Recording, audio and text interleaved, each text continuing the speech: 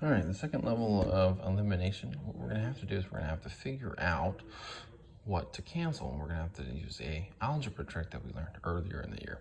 So remember, you can multiply any equation that you want by the same number as long as you multiply all of it by that same number. So if I was looking at this, I could cancel out the y's, or I could cancel out the x's. Really, it just depends on what you prefer to do.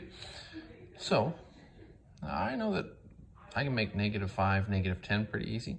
So I'm gonna do that. So what I'm thinking about as I'm doing this,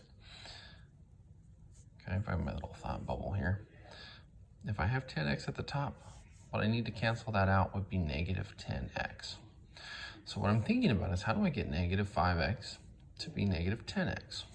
Well, if I multiply it by 2, that would give me -10x. So what I have to do is I have to multiply everything by 2. So we're going to rewrite our new equation now that we're going to use. So 2 times -5x is -10x. 2 times -5y is -10y. 2 times 25 is 50. All right, and then I'm going to grab this equation and I'm going to write it underneath just so I don't get confused on what I'm doing. All right, just like elimination at any other time, now that I have something that cancels out, we're going to add it together. So -10x and 10x make 0, so it cancels. -10y plus 1y is going to be -9y. And 50 plus 4 is 54. Again, we're going to divide everything by -9. Y equals -6.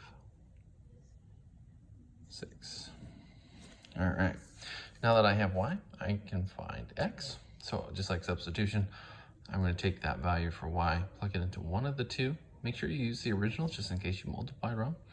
So I'm going to take the top one because that one looks easier to me. So I'm going to rewrite it. So 10x plus y equals 4. And I'm going to plug in that -6 where y is. So 10x minus 6 equals 4. We're going to move the 6 to the other side. Means it changes sign. So this is going to be 4 plus 6. So that's 10. 10x equals 10. Last step, divide both sides by 10. So you get x by itself. X equals 1. So when you go to write your answer in Delta Math, it's going to be the point 1, -6. All right, if you have questions, make sure you ask.